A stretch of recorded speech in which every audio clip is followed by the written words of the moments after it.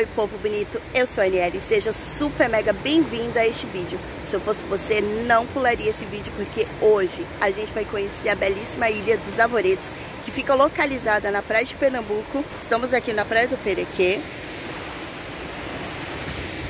que é o ponto de saída até a Ilha dos Arvoredos. Então fica aí e vamos acompanhar esse passeio. Vou passar umas orientações para vocês lá da Ilha dos Arvoredos, tá? Então nós vamos proceder com o embarque aqui no Rio do Peixe e daqui a gente segue no barco de pesca até a ilha, mais ou menos uns 20, 25 minutos de navegação, tá? A Ilha dos Arvoredos é um projeto socioambiental, né, em parceria com a Fundação Fernando Lee, com a Fundação do Instituto SOS Rio do Peixe e o Instituto Nova Maré. Então o Instituto Nova Maré que faz toda a operacionalização das visitas na ilha, né? Na ilha vocês vão ter todas as informações do Fernando Lee, de como foram as obras, de tudo que aconteceu, como que ele construiu toda a ilha. Aí a gente pede que todo o lixo que a gente leve para a ilha, que a gente traga de volta, porque a gente não tem serviço de coleta de lixo na ilha, tá? Então, principalmente qualquer resíduo de plástico, qualquer coisa que a gente leva, a gente traz de volta. Tá? Dentro da ilha tem pontos que são vedados à circulação, mas tem alguns pontos que são perigosos mesmo. Né? Então a gente pede que vocês sigam as orientações dos nossos monitores. Andem sempre em grupo, sempre seguindo as orientações. Tá? Nós estamos lá num penhasco que tem uma altura de mais ou menos 12 metros, então a gente preza pela segurança de todos que estiverem lá. Vamos, pessoal? Bora!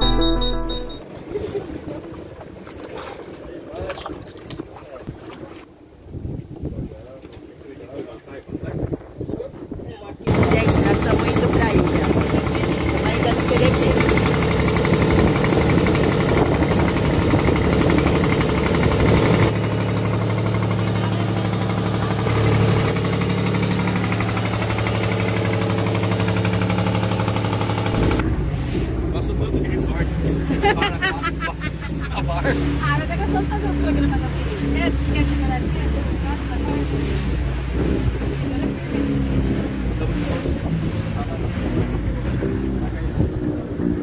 Trava não, bundão, velho.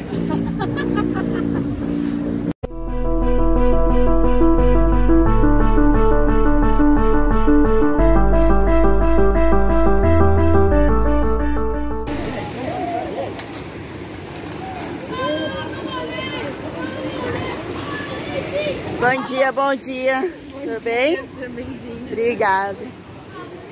Oi, nega. Bem, obrigada.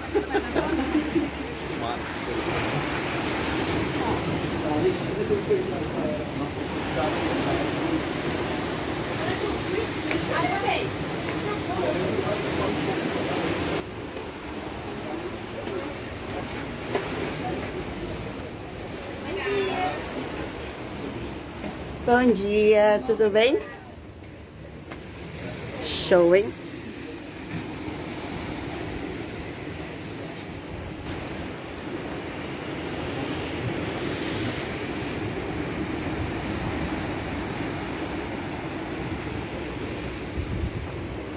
Vamos lá.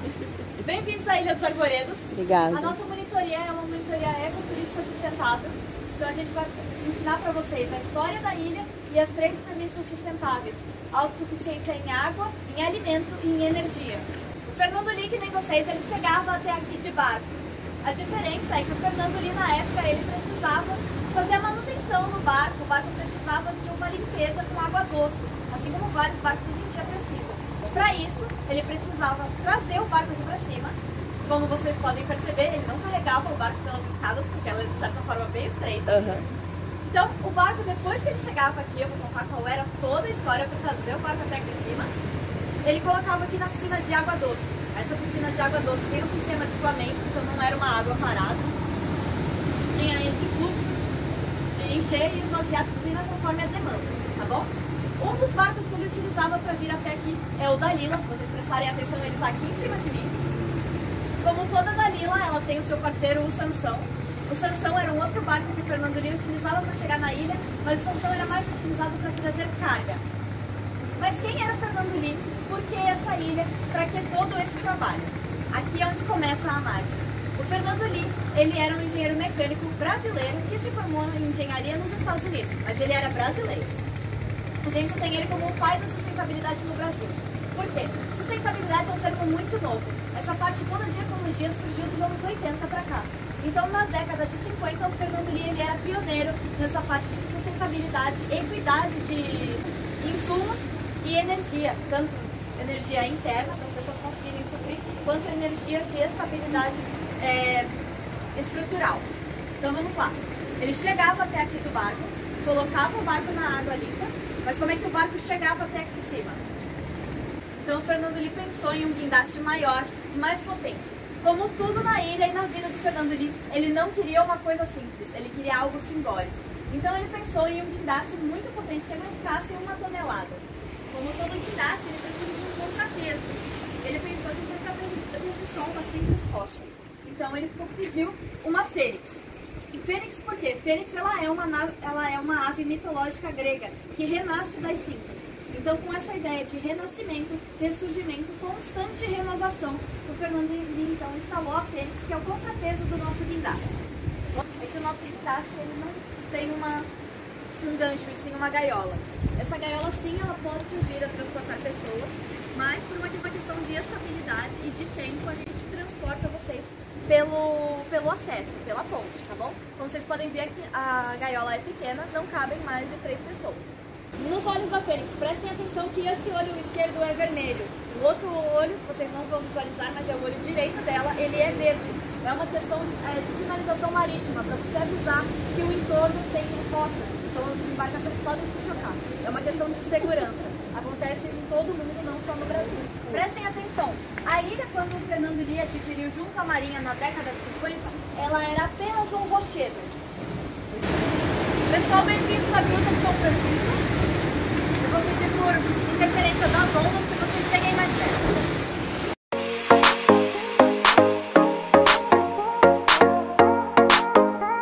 Uma coisa muito interessante.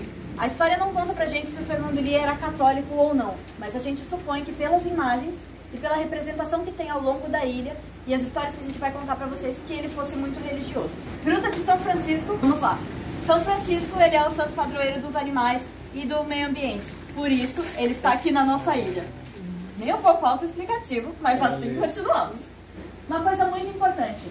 Uma gruta, porque grutas são locais de segurança de animais e locais onde normalmente tem água. Então é um local de proteção e de alimento. É uma coisa bem simbólica, então, tá bom? Outra coisa interessante, se vocês visualizarem lá no topo da nossa gruta, a gente tem um Cristo. Sim. Outra coisa muito interessante que é, a Ilha dos Arvoredos, ela tem uma fonte de água natural? Essa é a parte muito legal. As pessoas ao longo da história acreditavam que a Ilha dos Arvoredos tinha uma fonte de água natural. Isso não é verdade. Ela é uma obra integral de engenharia. Então a gente tem água salgada no entorno todo, mas como ela era um rochedo, não havia nascente. E também não tinha um sistema de drenagem. Mas o Fernando Lee construiu o sistema de drenagem e os sistemas de captação. Então a nossa fonte começa com a captação de água lá em cima do nosso Cristo. Era uma queda de água que dava a impressão de ter uma cachoeira na ilha. Daí a parte mística e mitológica de que a ilha possuía uma fonte de água natural. Então quando chovia, aqui formava uma cascata de água que funcionava tanto para oxigenar a água quanto para direcionar ela para as canaletas e aqui para uma das nossas cisternas. Eu vou abrir para vocês verem. Eu peço que não se inclinem muito, mas como vocês podem ver, é muita água. Eu vou mostrar pra vocês lá em cima. A nossa gruta, ela foi dinamitada. Como a maior parte das coisas na ilha, o que veio da ilha permanece na ilha. E o que ele trouxe pra ilha, ele também fez questão de deixar aqui. Então a gente vai mostrar para vocês como um rochedo permaneceu um rochedo e as coisas nasceram nele. Prestem atenção aqui, na nossa parte de trás. Que estruturas que são estranhas? Os leões. Vocês imaginam o porquê? Não? Fernando Lee, rapidinho. Licencinha. Além dele gostar muito da parte religiosa, ele gostava muito da parte astrológica. Fernando Lee, ele nasceu em 19 de agosto, o que torna ele um leonino. Como característica do seu signo, exibicionismo e proteção. Então ele manteve os leões na entrada e os leões estão espalhados ao longo da ilha. Procurem por eles, pois vocês verão os leões ao longo da ilha. Houve uma estrutura, o Fernando Lee ele chegou a construir um pier de pedra. Então se vocês visualizarem ali, a gente tem uma estrutura reta onde formava o deck. O que aconteceu? Esse deck, além de sofrer a ação constante das marés, ele também danificava os barcos. Então, conforme a maré virava, o barco se chocava com o pier, danificava tanto o pier quanto a embarcação. Antes dele ter o guindaste, ele precisou de uma garagem para barcos. Por que não uma garagem para barcos em formato de barco? Então, olhem para essa estrutura e comecemos a desenhar as cabines, a nossa proa e o nosso casco. Conseguem visualizar? Aqui era a nossa garagem de barcos, onde Fernando Lee carregava as embarcações, fosse o Dalila, o Porto Mar, ou outra, fazia manutenção, volvia para a piscina para limpeza e aí sim estava de volta para o mar.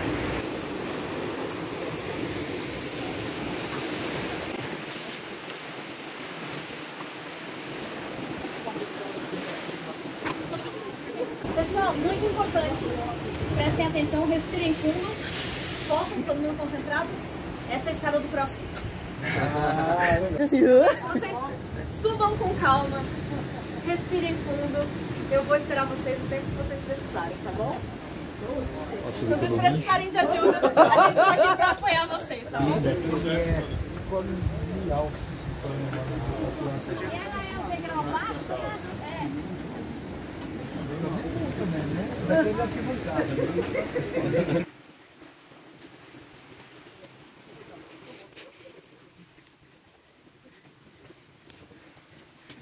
Vamos lá. Respira fundo. Gente, cansa.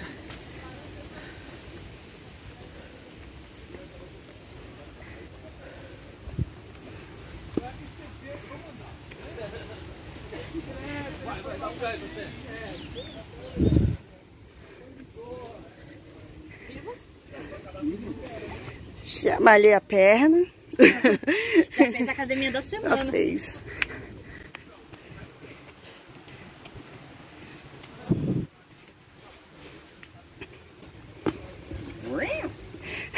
Eu vi, hein?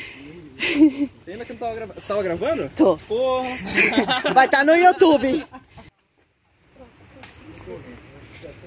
Agora sim, eu vou pedir uma coisa com muito carinho pra vocês. Não tocar nada. Não, pode tocar. Não tenha medo, eu não vou morder.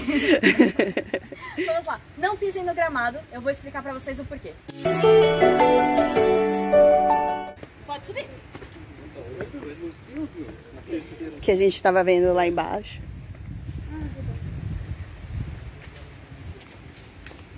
Lembram que a gente precisa de muita água para essa ilha, né? Sim. Lembram que essa ilha tinha uma cascata. Para essa cascata precisa de muita água. Aqui é a nossa maior coleta de água. Vocês podem ver que esse espaço todo é o maior espaço e o mais alto da ilha. Além das árvores, é claro. É a nossa região de solo mais alto. Então aqui a gente cai a chuva. Tem a primeira drenagem, que é pela grama, onde ficam as folhas, for carregado pelo vento e pelas chuvas, é drenado aqui em cima. Abaixo dessa grama a gente tem uma camada de areia e terra.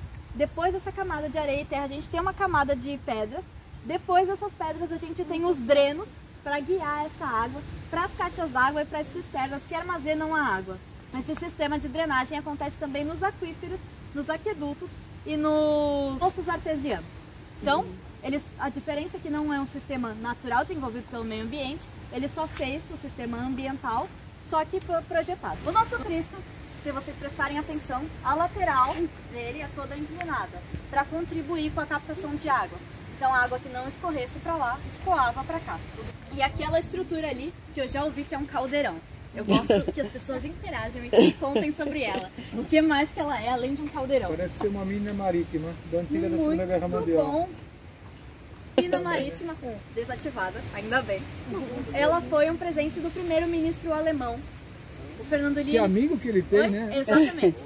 O Fernando Lie, ele foi responsável pela conexão Brasil-Alemanha no pós-Segunda Guerra. Pensando nisso e no cessar-fogo, o ministro alemão, quando ele veio visitar a ilha, e o Fernando Lie, ele presenteou com uma mina. Então, um gesto simbólico, uma mina, para provar que eu não vou mais te atacar. Esse canhão é um canhão que equivale à época do descobrimento do Brasil.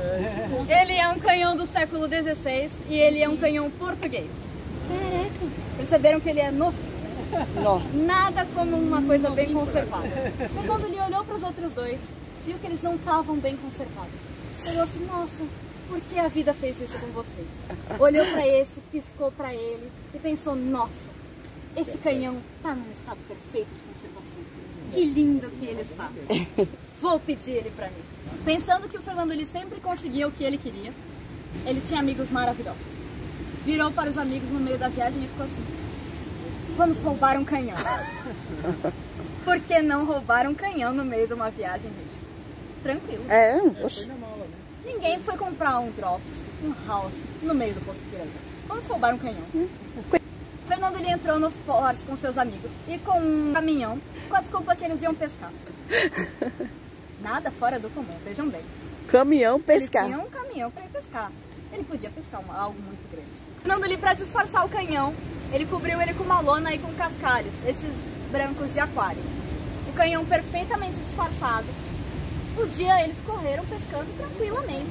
Um dia de pesca tranquila. Chegaram aqui na Baixada, pediram ajuda do exército para trazer o canhão até a ilha de helicóptero. O canhão chegou na ilha de helicóptero, o canhão pronto na Ilha dos Arvoredos, eles tomando aquela bebedeira, aquela conversa. Nossa, missão cumprida, que fenomenal. O Fernando Lie vira e fala assim, amo vocês, mas eu tinha recebido o canhão de presente, era só para contar uma história boa para a família. Pessoal, o nosso farol, como todo farol, é uma questão de sinalização. Pensando em outro preceito da sustentabilidade, energia.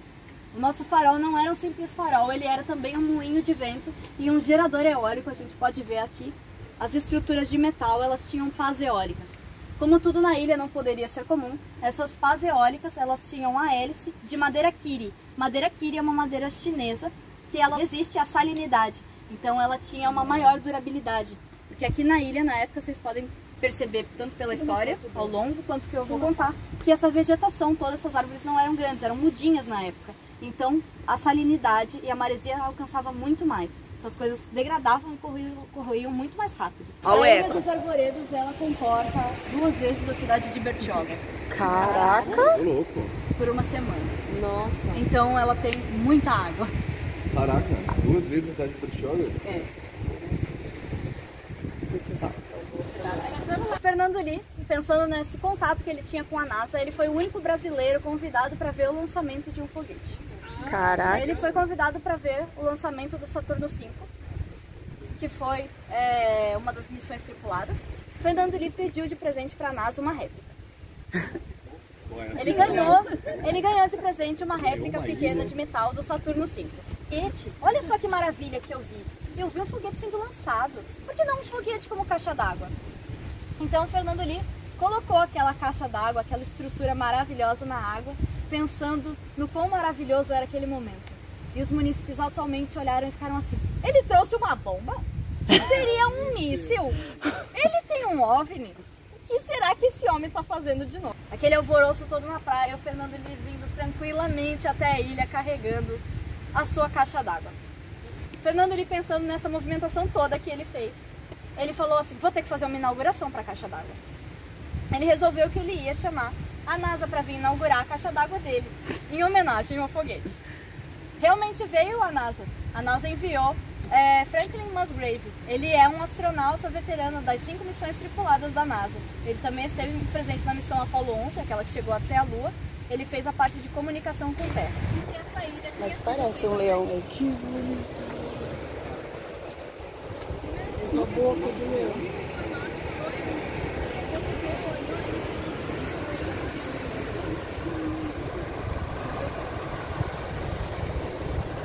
Era pra ser a ilha dele mesmo. Era pra ser a ilha dele. Vocês podem ver que esse banquinho ele é muito grande. Cabe um time de futebol. Cabe.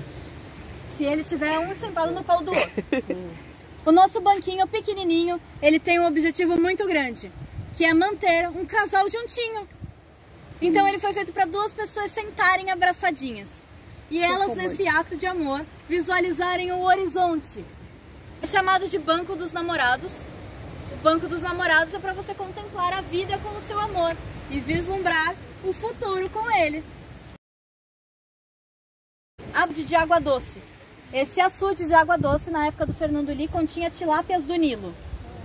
Elas eram pescadas, sim. Era uma fonte de alimento. Terceiro preceito, passamos pela energia, passamos pela água, alimento. Então a gente tem os coqueiros como água e fonte de frutose e sacarose. E aqui a gente tem fonte de alimento mesmo, comida, substância. O que aconteceu com essas tilápias? Pela ilha, muito tempo, muita interferência do mar, a oscilação de maré. As tilápias do Nilo não se deram muito bem com a salinidade. Atualmente a gente tem aí tilápias mais abrasileiradas, doadas pela Sabesp. As tilápias do Nilo foram retiradas e estão em estudo.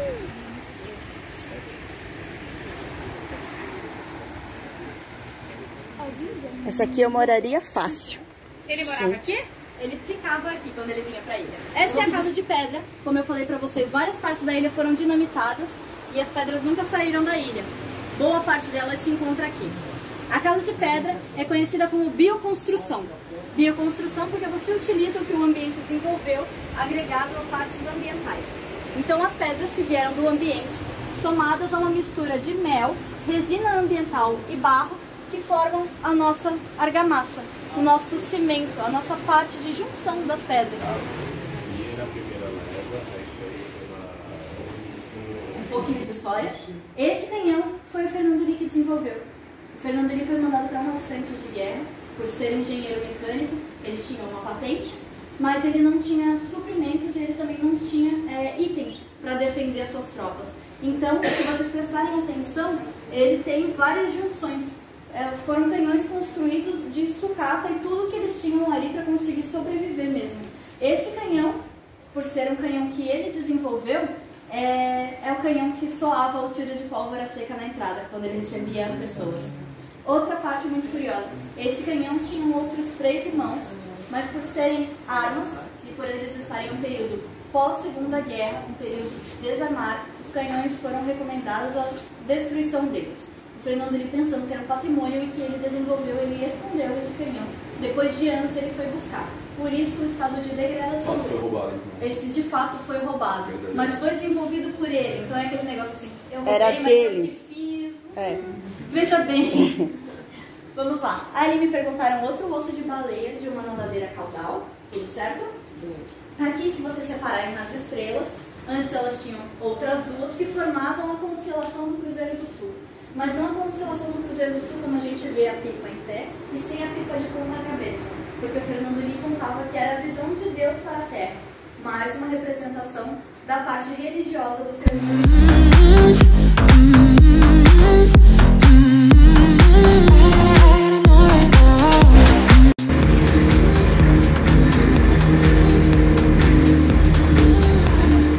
Gente, esse foi o vídeo da Ilha dos Arvoredos. Espero que você tenha gostado, curtido um pouquinho. Já se inscreve no meu canal, já ativa o sininho de notificação, já curte, já compartilha para quem gostaria de conhecer esse paraíso. Olha que lindo. Tchau!